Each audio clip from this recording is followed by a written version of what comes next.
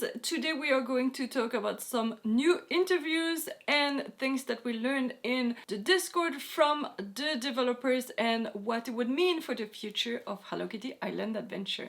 Let's go! So first of all, we are going to talk about an interview from fansided.com done by Eric Halliday, and he is interviewing Chelsey Howe from Sunblink, the Chief Product Officer. As far as the future of the game is concerned, do you have any particular plans for in-game events on holidays or for new areas? Yes and yes. We fully intend to release new areas of the game, new characters, new features, about 6 weeks apart. Remember, this new update is only 5 weeks after the other one that was 4 weeks, and they initially said 6 to 8 weeks. So interesting. Apparently now it's 6 weeks. There will be events coinciding with popular holiday seasons. Keep your eyes peeled for our spooky celebration in October. So probably we'll get something for Christmas or something like that. Like Easter was Egg Day in Animal Crossing and this one was Gift Day, or no, I don't remember, but it was not Christmas in Animal Crossing, so we'll see.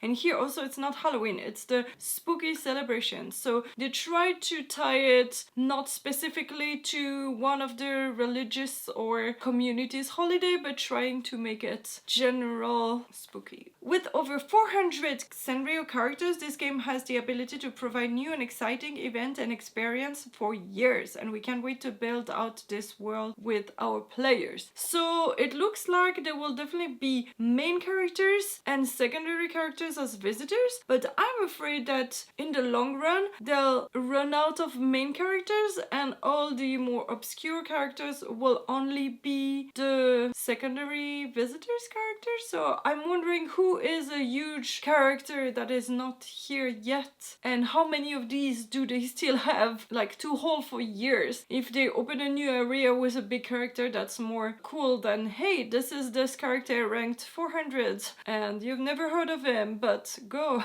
So I don't know. Sanrio has an exceptional amount of crossover with many properties: Gundam, My Hero Academia, Animal Crossing. I was curious if we'd ever see that reflected in the game. Hello Kitty wearing her Zaku armor from her Gundam model would be the highlight of my year. And Chelsey answered, crossover gets into complicated legal territory, but it's not something we oppose to. So yeah, I can totally imagine that you have not to run things only through Sanrio, but Sanrio and also the other property and talk to them in Japan, and it might be so complicated. So I totally understand that it's hard. Closing this out, what would be one message you want people reading this to know about the future of the game? We want this game to be the ongoing living world for Hello Kitty and friends. We have plans far into the future and are so grateful for the fans, old and new, who've made their own on the island with us. We've talked about that in another video that I will link up there, but definitely the plan is not 1 or 2 years, it's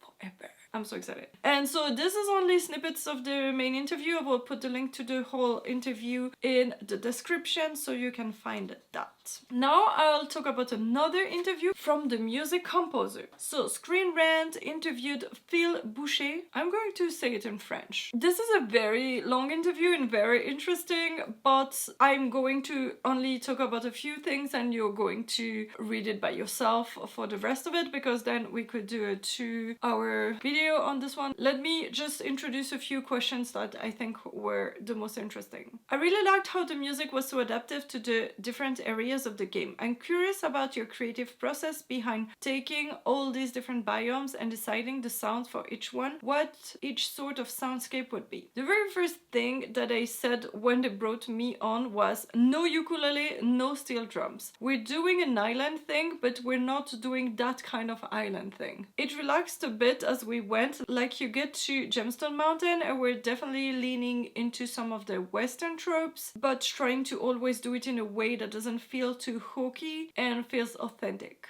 At some point, he also talks about one musical group that they brought on to do some of the vocals, I think for the Icy Peaks, and it's DC6. And you can see on their Instagram, I will also put the link, they have video of them recording the music in the studio for Hello Kitty Island Adventure, and to be honest, I had to go back to Icy Peak to try and listen to the chorus of people in the background because the music was really louder than the voices, and I did not realize there were so many voices in those musics. And as a composer, you worked across all different kinds of media. Does composing for a game come with different challenges than composing for a movie or something like that? There's this whole other puzzle to figure out about not just writing the music, but how is it going to work? How are we going to get this 2-minute loop to be exciting for 15 minutes or whatever that is? How does one track transition to the next track? And all sorts of interactive elements have to be considered. So that's very interesting. Sound design is something I'm very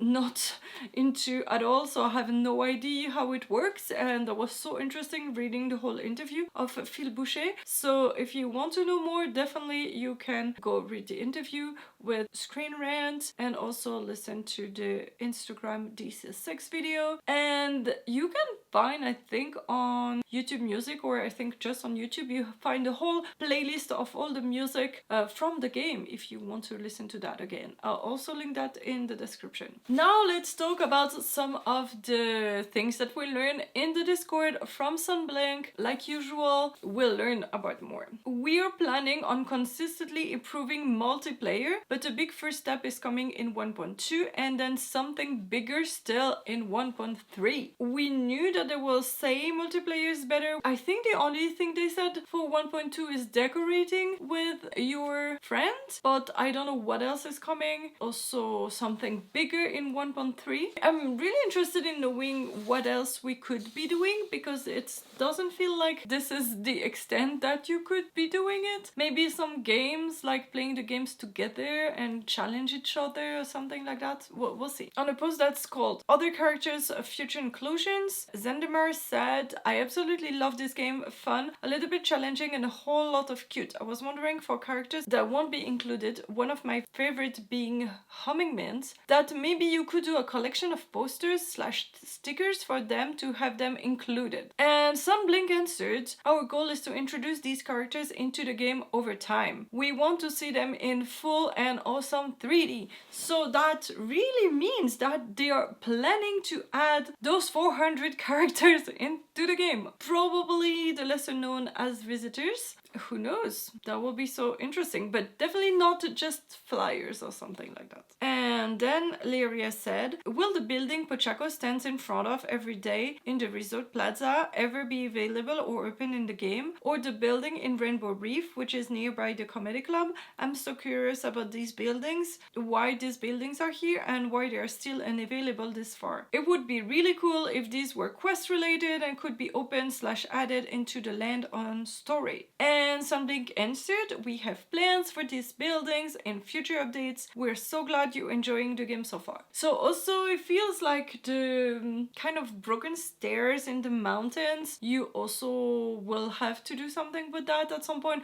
But it's cool that they keep on building on things that we are already seeing. It's not just, oh, we added a new area here. It's like we are changing things, like they added the teleport thing on the Moon Island, things like that on the things that we already knew. This is really cool. And also those buildings, of course, we're all wondering what they are doing. Then more renewable items, please. Elsie in LV asked, can you please update the game so the treasure chest and or temple maze will reset? I hate that I got them all and the old ones are just taking up space. Maybe make the chest disappear and pop up somewhere else in the island. Maybe the temple maze can have levels. Also, please provide better explanation for how to obtain the visitors. Lastly, more iron and coconut, please and thank you. So Sunblink answered, we have a lot of little tweaks planned for this in 1.2 and 1.3. We are going to do something about the chests so that they are not just hanging out on Fox Island, and we're going to have a mechanic so that chests and a few other things reappear on the island. Finally, we're going to be tweaking some of the recipes that require coconut so that people aren't so stuck on them all the time. Yeah, I think they mentioned in somewhere else that it will change one recipe that needed coconut for needing pineapple. And there's two new smaller things that I want to mention. If you go on the website of studio called Runt, it's actually written community co-development you'll wish was internal. And then they said, Runt's trusted team of talented, passionate developers offer plug-and-play velocity and chemistry with the long-term overhead. You'll wonder why you ever developed without us. Then for Hello Kitty Island Adventure, they did tech, art, and engineering. Their website is very basic, but they just tell on what game they worked on, and so they actually said they helped working on Hello Kitty Island Adventure. And something else very cool, if you go to YouTube and find RonnietheBear YouTube channel, it's a Gambit021. It's actually game developers account, and you can see without any commentary or anything just how he or she built actually some of the models, some of the hats, the rigging, and very cool things on animation and asset construction for the game. And there's 17 videos in total, but I don't think that all of them are for Hello Kitty Island Adventure, but there's a bunch of them, and I'm not even sure I watched all of them. They're quite quick, and that was so interesting, so I highly recommend you to go check it out. So that was it for this week review of the news. I hope that you're still excited about the game. 1.2 is set to come in 10 days now, 2 weeks, something like that. I'm very excited for it. Still, I'm not sure how I'll be able to film it, live stream it for you, because I will be traveling again, but we'll figure it out. And don't worry, I won't leave you hanging, and let's do something for the spooky celebration. And I had so much fun filming the Summer's End event in real life. I went and picked up sunscreen on the beach and snorkeling on the water, so that was really fun. You guys liked this video also, so I'm going to do another one for the spooky celebration in real life, hopefully, so maybe I can find a pumpkin patch somewhere. We'll see what the gameplay is, but I'm definitely wanting to do something like that. If you did not watch this short video about the Summer End event, I will be here. Go watch it.